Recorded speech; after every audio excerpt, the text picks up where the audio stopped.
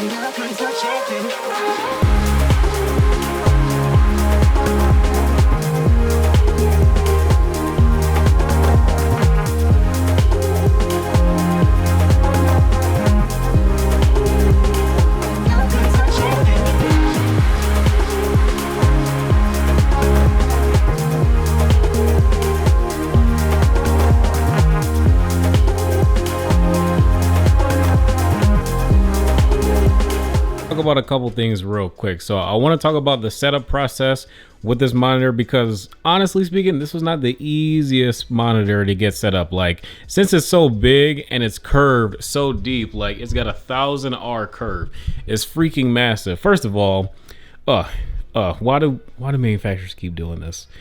Look at this stand. It takes up like half my desk.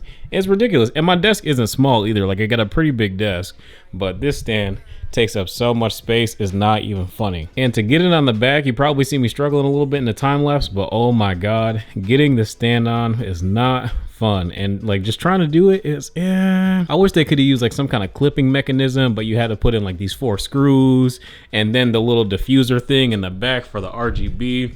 Like that, you had to take it apart and then clip it back together to get it together, and then you had to spin it to lock it in place. Like it was just really awkward. Like I didn't really think that it would be this hard to set up a monitor and a stand. Like I thought it was gonna be a lot easier than what it was. It took probably, you know, a few minutes, 2-3 minutes or whatever, but it's just kind of awkward. It's not hard, but it's just really awkward. And so far the design, I kind of like the design, but the RGB like right here is really pointless. Like when you're looking at it from a regular angle, like maybe about right here, honestly speaking, I can't even notice it. And then when you get closer, you really can't notice it. Like it's kind of ridiculous why they have those down below, and I wish they were brighter and shine directly down so that at least they would shine on your desk, which is kind of unfortunate that they don't. So yeah, that's kind of one pet peeve I have, is like the RGB that they have on the front of the monitor is kind of wasted. Maybe it could have been a bit more immersive, I don't know. Maybe it just could have been a bit cooler implementation, but it's really weird. The back, this RGB, honestly speaking, I don't really feel like it's that bright. It's nothing really crazy or really special. It's just not really all that cool. And like now looking at it in the dark, you can really barely see the reflection on the back of the wall. Like it's kind of there, but the RGB lights inside my PC are brighter than the light on the back of the monitor. So I don't really think it's really all that special. And you can definitely tell they try to pack as many features as they possibly could into a $700 monitor, and rightly so. The biggest thing I think they missed out on is really just not having the real G-Sync. But yeah, we'll wait until my full review to really judge the performance of this monitor, seeing if it's necessary to have the real G-Sync or not. I have played a couple games of Destiny 2 on this. Obviously D2 doesn't run at 240 FPS just because it's kind of a hard game to run. Like it fluctuates quite a bit and it's really inconsistent.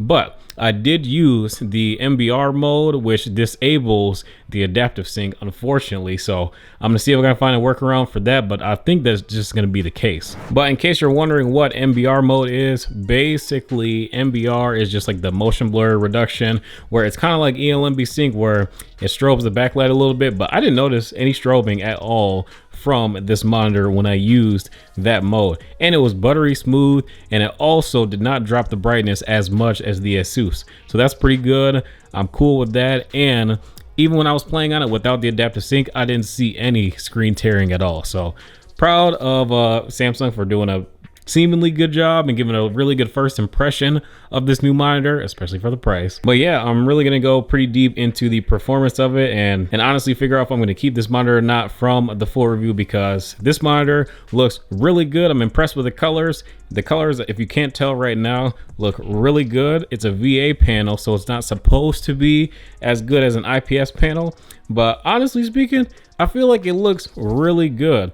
And what I'm really impressed with as well, maybe not the backlight bleed, I tested it a little bit and it's kind of but the black levels in game look really freaking good and really dark. So that's pretty cool. Shocked that this monitor was that good in terms of the black levels, because I've seen another review and the backlight bleed didn't really seem that impressive, and I thought that it would be a bit more noticeable, but in my regular use so far with about an hour and a half on this monitor, I haven't noticed it just yet. But like I said, these are all things that I'm going to go over in my full review. By the time you guys get around to seeing my full review, my setup is probably going to be totally different, because I'm going to be swapping some things around. I need to kind of optimize a bit more space, and I'm finally going to cable manage this mess of cables underneath my desk, because yeah, we're going to work on this and we're going to fix it. I already got a lot of stuff. It's already here.